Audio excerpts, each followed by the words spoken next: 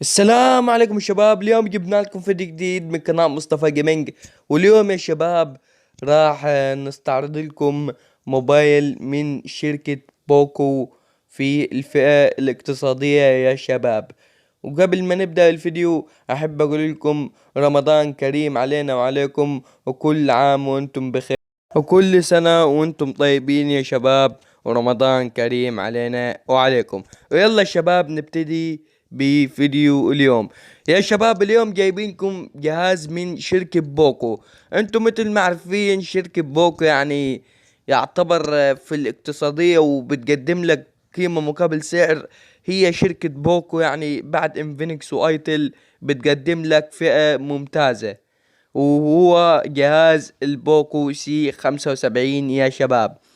اول شي يا شباب، الجهاز ده اسطوري اسطوري بمعنى الكلمة يا شباب. يعني انت راح تمسك جهاز بفئة 6200 جنيه.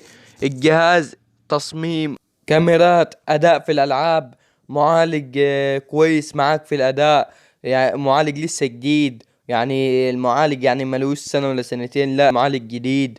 فيعني هتلاقي اداء المعالج كويس عشان لسه طبعا المعالج يعني لسه جديد.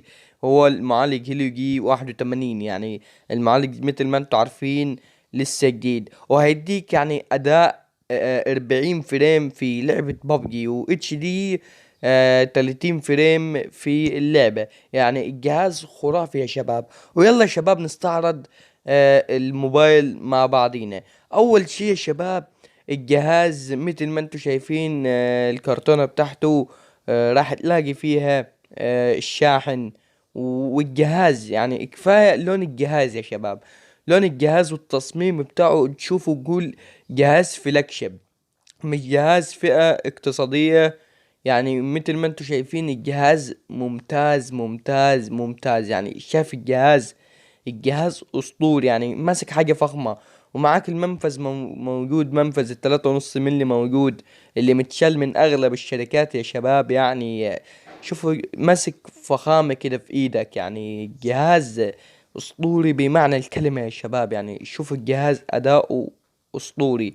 ومعاك الشاحن والوصلة ودبوس الشريحة نفسه معاك. يعني كل حاجة ان شاء الله موجودة معاك هتلاقيها في الفيديو ده. بس يعني ما عدا الجراب والسكرين هتضطر انك تشتريهم، بس الشاحن موجود يعني معاك. الشاحن بتاع الموبايل موجود، وما تقلقش يعني مش هتلاقي الوصلة بس زي بعض الشركات. يعني دلوقتي أغلب في بعض الشركات بتحط لك الوصلة بس، لكن ده معاك الشاحن كامل. والشاحن 33 واط. يعني في بعض الشركات ساعات بيكون التليفون بيدعم 20 واط، بيحط لك شحن 15 واط عشان تضطر تشتري يعني مثلا سرعات أعلى. يعني بعض الشركات مش كل الشركات.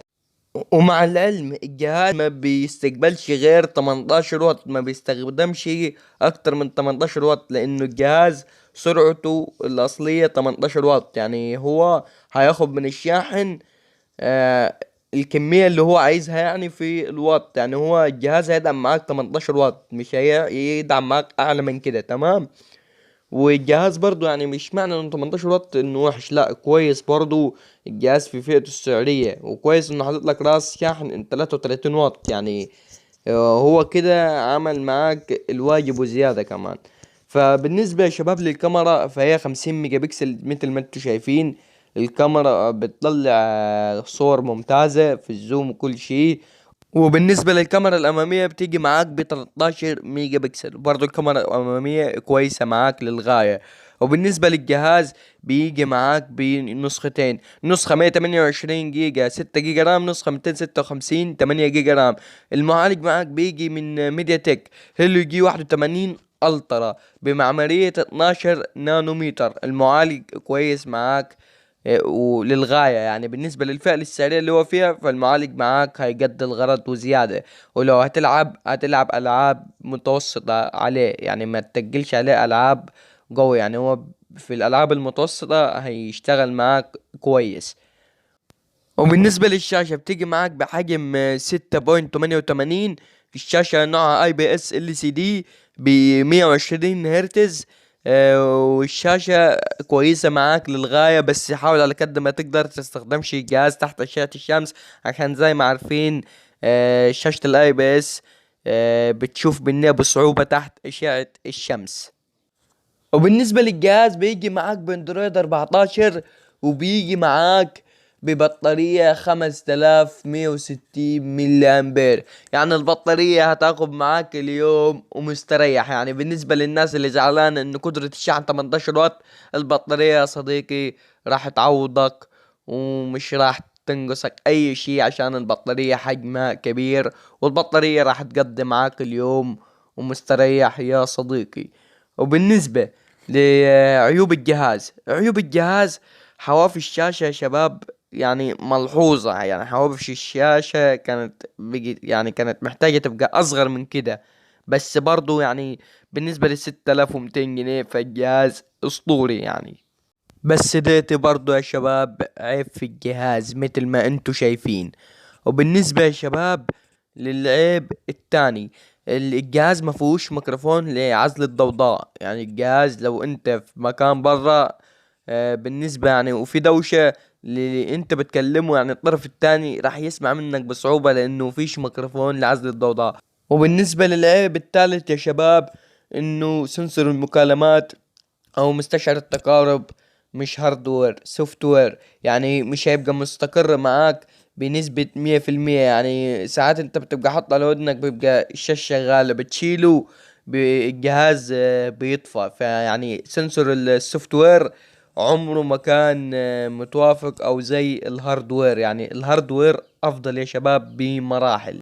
وهي دي يا شباب عيوب الجهاز. بالنسبة لمميزات الجهاز، الجهاز بيجي معاك بشاشة 120 هرتز، والجهاز بيدعم معاك خاصية ال NFC.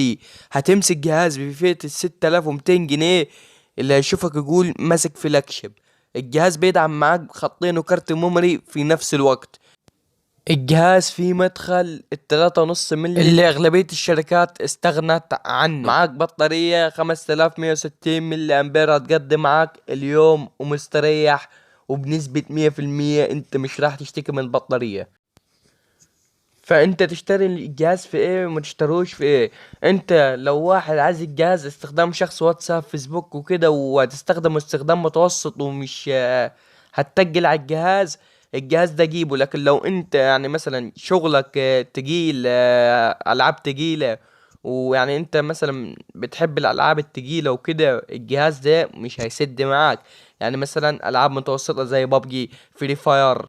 وافضل انت وبتلعب بالجهاز ما تشغلش تسجيل شاشة، عشان الجهاز هيسخن معاك وهيتعبك يا صديقي. عشان الجهاز مش يعني مش للاستخدام التقيل، الجهاز للاستخدام المتوسط.